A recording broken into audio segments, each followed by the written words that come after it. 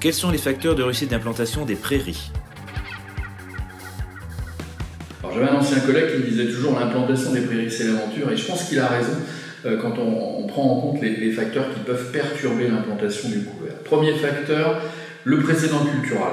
Dans la configuration d'une prairie sur prairie, le travail du sol qu'on est obligé de mettre en place pour détruire l'ancienne prairie est souvent à la source d'une forte libération d'azote qui peut venir perturber l'implantation du nouveau couvert, notamment vis-à-vis des légumineuses.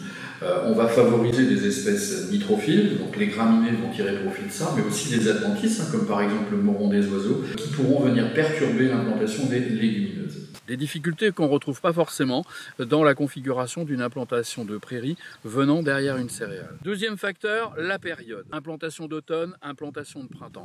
À l'automne, on est souvent sur des conditions de température qui sont descendantes. On a une luminosité qui est aussi un petit peu moins favorable. La mise en place des espèces prairiales va être plus lente. L'installation d'automne permet néanmoins de générer un rendement sur le printemps suivant, sur lequel il nous faudra maîtriser préalablement le salissement par une valorisation précoce. En implantation de printemps, en revanche, là, les conditions de mise en place, notamment des légumineuses, sont favorisées par l'augmentation des températures. Le salissement y est néanmoins aussi beaucoup plus important, avec à la clé la nécessité souvent d'implanter la prairie au printemps sous couvert d'une céréale de printemps. Troisième facteur, l'exigence de nos fourragères à l'égard des conditions de préparation du sol.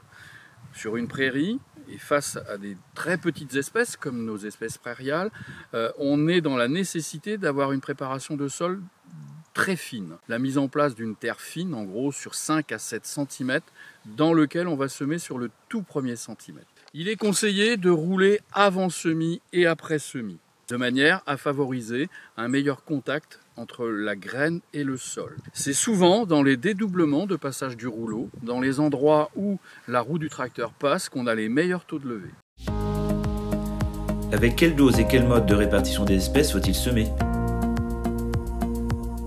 La dose à l'installation ne garantit pas la réussite de l'implantation. Des essais antérieurs conduits sur la ferme des Bouviers ont montré sur le modèle Régrat-Trèfle qu'en majorant la densité à l'installation de plus ou moins 30% par rapport à la dose pivot de 20 kg de raigrats anglais plus 3 kg de légumineuses, n'amenait pas un écart sur le rendement à la faveur de la densité la plus élevée.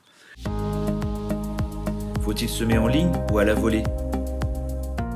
Les fourragères prairiales, à la différence des céréales par exemple, ont besoin d'être installées le plus à la volée possible, c'est-à-dire le plus éparpillé possible au moment de leur mise en place, en utilisant des semoirs à bottes sur lesquels on va relever la botte, ou en utilisant des semoirs à petites graines qui viennent par exemple équiper un outil de type hercétrique, comme on le fait ici, permettant d'éparpiller la graine de manière très aléatoire sur le sol. Alors quelle différence y a-t-il entre semis à la volée et semis en ligne? Des essais antérieurs qu'on a conduits sur la ferme ont montré que le semis à la volée majorait le taux de levée par rapport à un semis en ligne. En clair, le nombre de plantules qu'on voit sortir du sol est augmenté sous l'effet d'une répartition aléatoire des graines à l'installation. Deuxième conséquence d'un semis à la volée, on va minorer le taux de levée des adventices. Et troisième effet qu'on a pu mesurer dans les essais ici, c'est que ce semis à la volée permettait d'augmenter le rendement des premières coupes sur le printemps suivant. Quelles sont les conséquences du changement climatique sur l'implantation des prairies?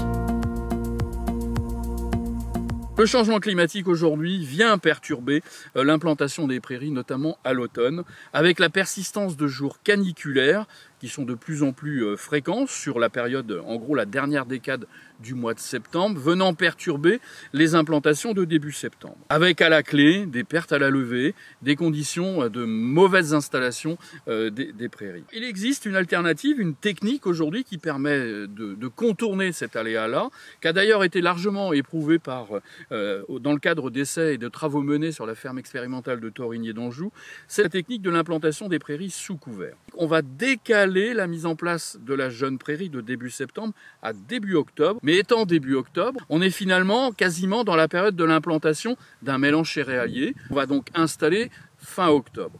on va avancer la mise en place de ce mélange céréalier et on va implanter la prairie sous couvert de ce mélange céréalier. L'installation peut se faire en 2 temps ou en une seule opération de semis en utilisant des semoirs double caisson qui permettent de mieux contrôler la profondeur de la céréale et la profondeur de mise en place de la jeune prairie qu'on va forcément mettre dans le tout premier centimètre. Si je récapitule, l'implantation des prairies peut se résumer en 5 points.